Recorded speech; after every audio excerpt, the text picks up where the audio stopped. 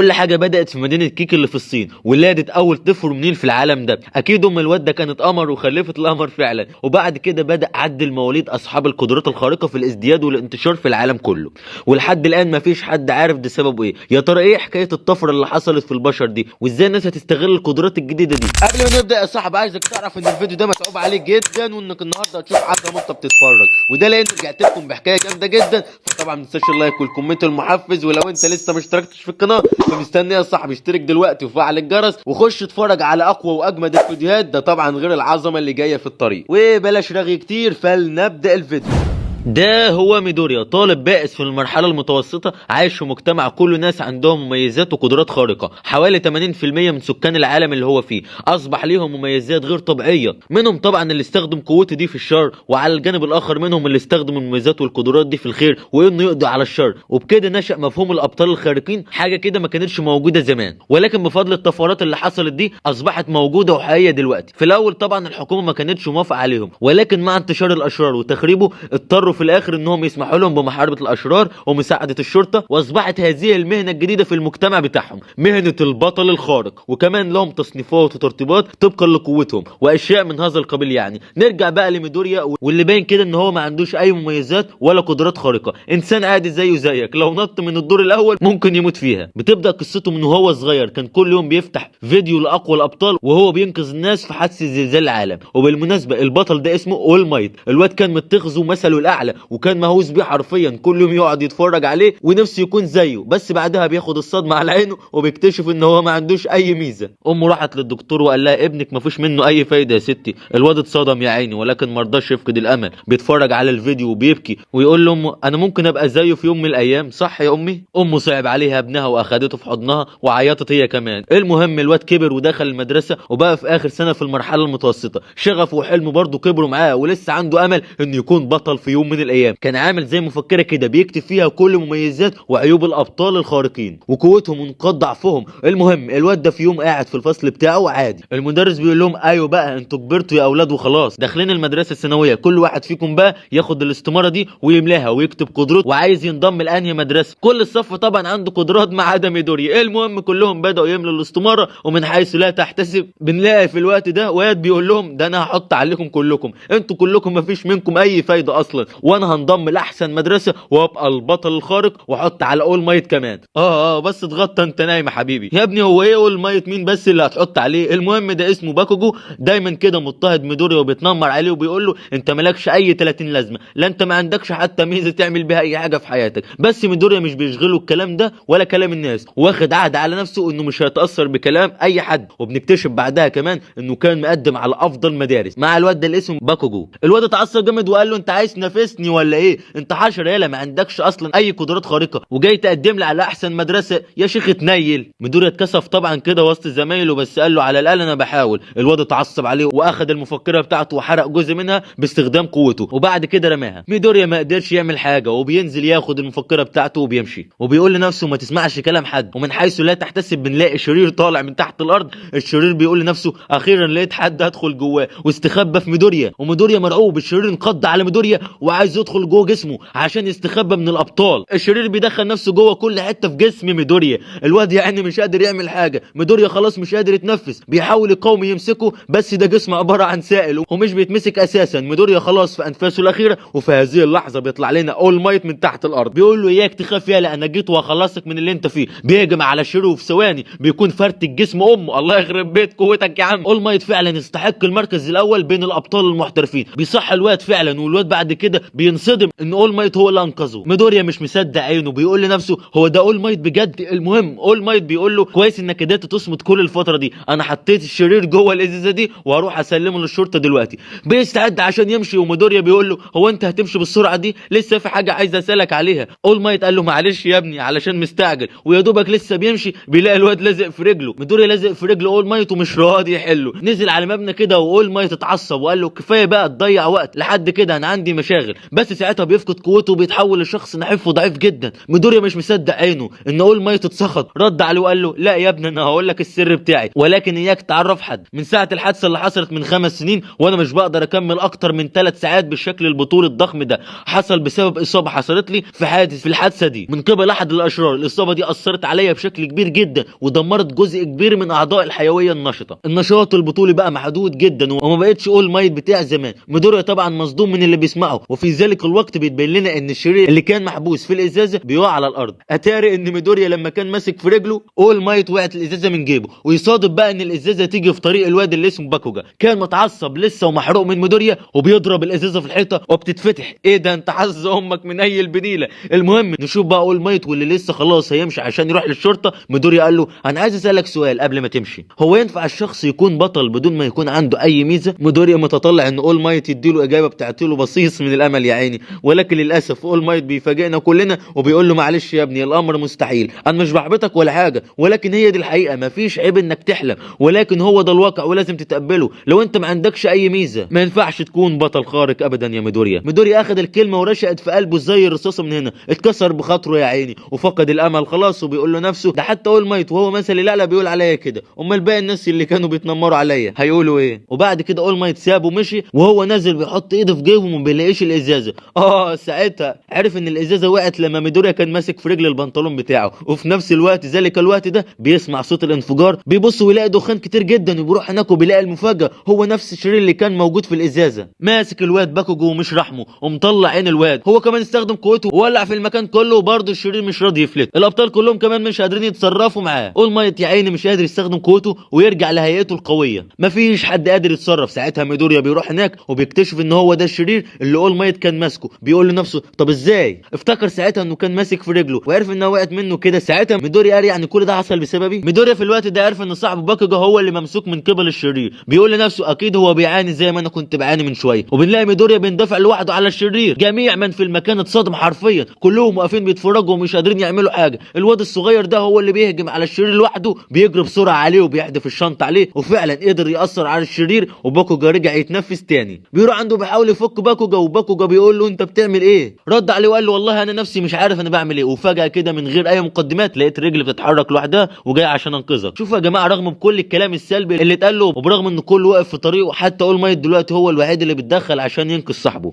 في حين ان كله واقف عاجز انه يعمل اي حاجه. الواد ده عظيم فعلا يا جماعه. اول مايت ساعتها اصابته الدهشه، عرف انه غلط ساعتها وقال ايه اللي انا عملته ده؟ انا لازم اكون مكسوف من نفسي من اللي حصل. الوحش ساعتها بيحاول يقتل ميدوريا، وبنلاقي اول مايت بيرجع لقوته تاني وبيحمي ميدوريا وبيهجم على الشرير وبيقضي عليه بضربه واحده بس وبينقذ باكوجا منه. ده من كتر قوه الضربه السما مطرت كمان. المهم بعدها الصحفيين جم والتصوير اشتغل، وميدوريا ما عرفش يتكلم مع اول مايت تاني. بس هو مروح بيلاقي اول مايت طلع له وبيقول له انا عايز اقول لك على شويه حاجات كده يا ابني. مبدئيا كده انا جاي اشكرك واصحح غلطتي، ولولاك ما كناش هننقذ الواد التاني. كونك انك دخلت وانت ما عندكش اي ميزه خارقه والكل واقف عاجز، فده لوحده خلاني اتحفز وارجع لقوتي. كل الابطال بيجمعهم قاسم واحد مشترك من صغرهم، واللي هو جسمهم بيتحرك لوحده نحو الخطر بدون اي تفكير. هي دي روح التضحيه وروح البطل الحقيقيه. اول مايت بيقول له ايوه انت تقدر تكون بطل يا ميدوريا. ساعتها ميدوريا بيبكي بشده، واخيرا حلم ميدوريا بياخده في اول خطوه ليه. بس ازاي هيكون بطل وهو ما عندوش اي ميزه؟ اول مايت بيجاوبنا على السؤال ده وبيكشف عن سر قوته الرهيبه. اسم الميزه بتاعته هي وان فور اول، او ميزه الواحد للكل. الميزه دي بينفع تنتقل جيل بعد جيل لشخص بيسلم شخص القوه بتاعته. هي دي الميزه الوحيده اللي يقدر ينقلها بالطريقه دي. وقد وقع الاختيار على ميدوريا، هيكون هو خليفه اول مايت الوريث الجديد لميزه وان فور اول. ميدوريا وافق طبعا وبدا يتدرب للمره الثانيه عشان جسمه يقدر يستحمل هذه الميزه الجباره. وكمان اول مايت عمل له جدول تدريب عشان يقدر يحصل على القوه دي قبل موعد امتحان القبول بتاعه في المدرسه، في مدرسه يو اي الثانويه. ودي هي المدرسه اللي مقدم عليها ميدوريا وباكوجا افضل مدرسه لتدريب الابطال. المهم فضل كلهم يتدرب، وكان الهدف النهائي هو تنظيف الشط ده كله. فضل يتدرب لمده 10 شهور متواصلين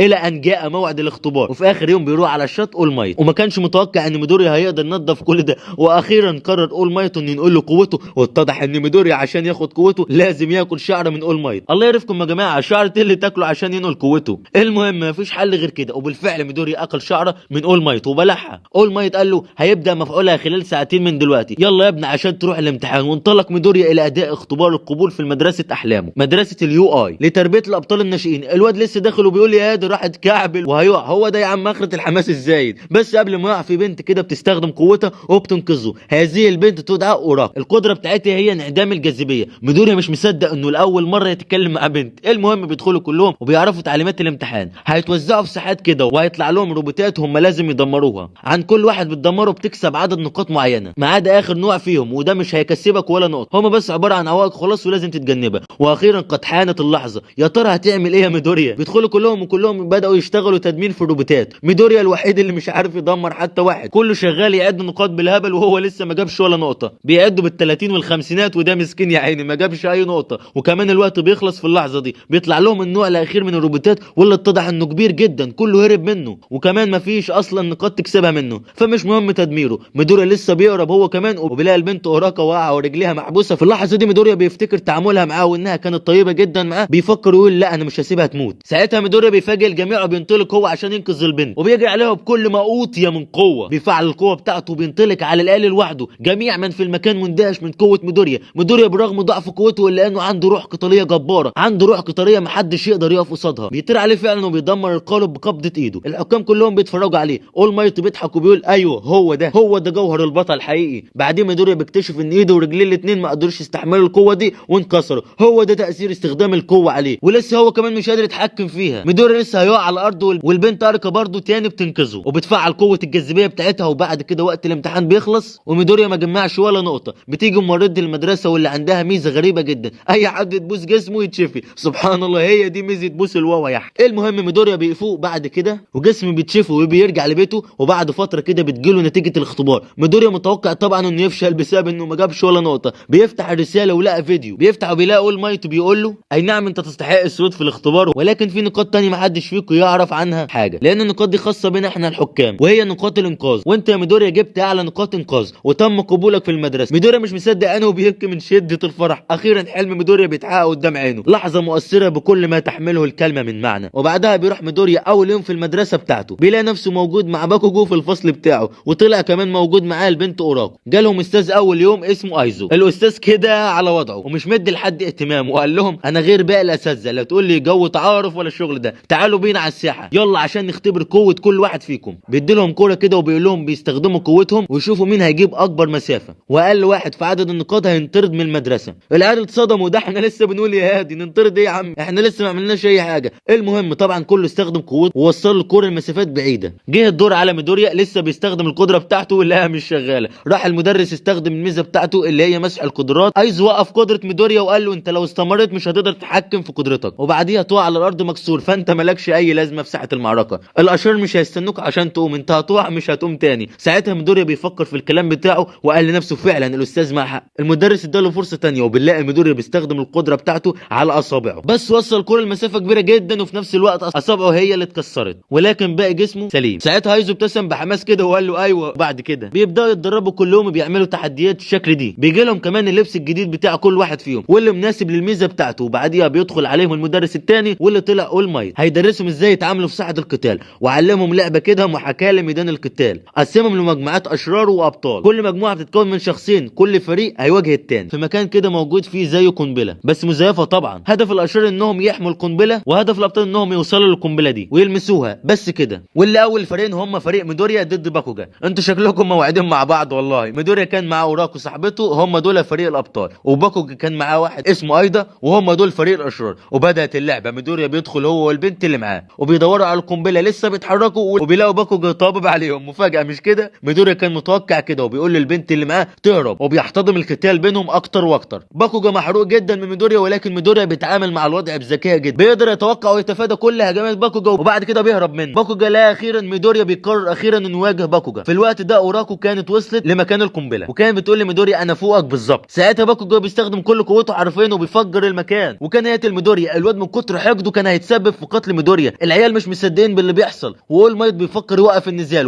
ولكن ميدوريا في الاخر بتجيله الشجاعه وبيقول لباكوجا انا اللي ههزمك يلا. باكوجا بيتعصب ويهجموا على بعض بكل ما يملكوه من قوه. اول مايت لسه بيتكلم عشان يوقف اللعبه ولكن بيلاقي ميدوريا بينادى باعلى صوته على اوراكو. بيستخدم القدره بتاعته بيضرب بوكس فوق الهواء بيكسر الجدار اللي فوق. البت استغلت الوضع وطارت على القنبله وقدرت تلمسها ولكن في الوقت ده كان باكوجا هو كمان بيهجم على ميدوريا. بيتفاجئ وبعدها بيلاقي ميدوريا كان حاطط ايده الثانيه على وشه وكان متوقع ضربه باكوجا وبكده فريق ميدوريا هو اللي فاز. ميدوريا اخيرا حط على باكوجا وانقلب الوضع لصالحه. بعدها باكوجي زعل من نفسه وخد عهد على نفسه انه مش هيسمح لميدوريا ان يتفوق عليه. المهم الاوضاع بترجع لوضعها الطبيعي، واتضح ان اول مايت اصلا ما كانش شغال في المدرسه دي قبل كده، ودي هي اول مره يشتغل في المدرسه دي. ومع انتشار خبر وجوده في المدرسه بدات اعداد كبيره من الصحفيين بالتوافد الى المدرسه وعايزين يقابلوا اول مايت. اكيد طبعا عايزين يقابلوا البطل الاول في العالم رمز السلام اول مايت. المهم تم منعهم اول مره باستخدام حواجز حديه، ولكن بعد فتره بنلاقي صوت الانذار المدرسه بيشتغل. الصحفيين قدروا يقتحموا المدرسه، بس ازاي قدروا يكسروا الحواجز الضخمه زي دي؟ ده شكل في ان في الموضوع. المهم بعد الانتهاء من الامر الصحفيين دول بيروح المدرس يزور العيال وبيقول لهم يلا عندنا تدريب جديد النهارده، هنتعلم تدريب الانقاذ النهارده، بس ده هيكون في ساحه مخصصه، ده طبعا هيكون بره المدرسه، وده لان الساحه دي هيكون فيها ظروف شكل اجواء الكوارث. بيوصلوا فعلا هناك وبيقابلهم البطل اللي موجود هناك واللي اسمه بطل الفضاء ايز. ده هو بيساله على اول مايت وبيقول له هو مش المفروض يكون هنا ولا ايه؟ قال له لا يا عم هو اعتذر ومش هيكون معانا عشان رجع لهيئته الطبيعيه وما يقدرش يظهر كده قدام الاطفال. المهم لسه بيساعدوا عشان يبداوا تدريبه، ونلاقي اللي طالع من ورا ظهرهم العيال مفكرين ده جزء من التدريب، ولكن ايزو بيزعق ويقول لهم خليكم مكانكم، اوعوا حد يتحرك فيكم، دول اشرار حقيقيين. وها قد بدانا. جيش كامل من الاشرار يا جماعه ظهروا من العدم، وتعرفوا هدفهم ايه؟ هدفهم هو القضاء على اول مايت. دول شكلهم مخططين لكل حاجه، مفيش انذارات اشتغلت، وكمان وسائل اتصال محجوبه في المكان ده. لا وكمان كانوا عارفين ان اول مايت المفروض يكون موجود هنا، وشكلهم كمان عندهم خطه انهم يقتلوه. بس ده كله بيحصل ازاي؟ قدروا يجيبوا المعلومات دي كلها منين؟ فاكرين حادثه الصحفيين؟ هي دي بقى اللي كسروا الباب وكانوا متخفين وسط الصحفيين، تسللوا للمدرسه وجابوا المعلومات دي. يا ولاد الايه، ايزا ساعتها فهم كل حاجه، عرف مين قدر يفتت ويكسر الحواجز الضخمه دي، وبيقول للاطفال يحاولوا يبلغوا المدرسه والابطال التانيين عشان يجوا ينقذوهم. سبحان مغير الاحوال يا جماعه، رايحين عشان يتعلموا ازاي ينقذوا الارواح، بقوا دلوقتي هم عايزين اللي ينقذهم. بينطلق ايزو لوحده ضد الاشرار وبيوقع فيهم واحد ورا التاني. ايزو برضه طلع جامد يا جماعه، بيضرب فيهم كلهم مفيش حد قادر يلمسه. من ناحيه تانية اخرى العيال بترجع عشان يخلوا المكان ويطلعوا يقولوا لاي حد، ولكن يطلع لهم من العدم شرير باين عليه قوي جدا. الشرير ده اسمه راجل الضباب،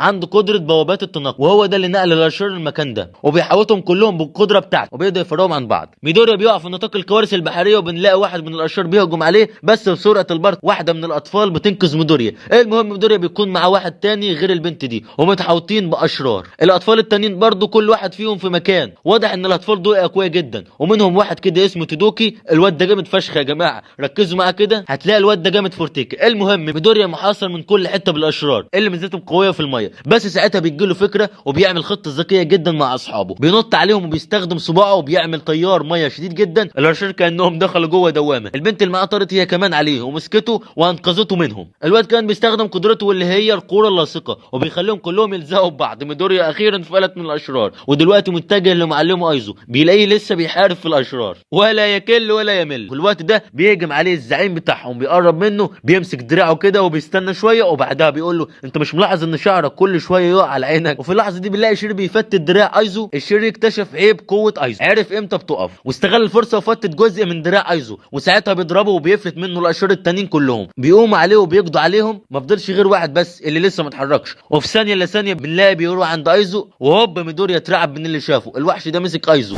وبس كده يا صديقي، ده كان الجزء الاول من حكايه ميدوريا. وكمان اوعى تنسى لايك كل اشتراك عشان بيفرق معانا جدا. ويلا سلام سلام سلام.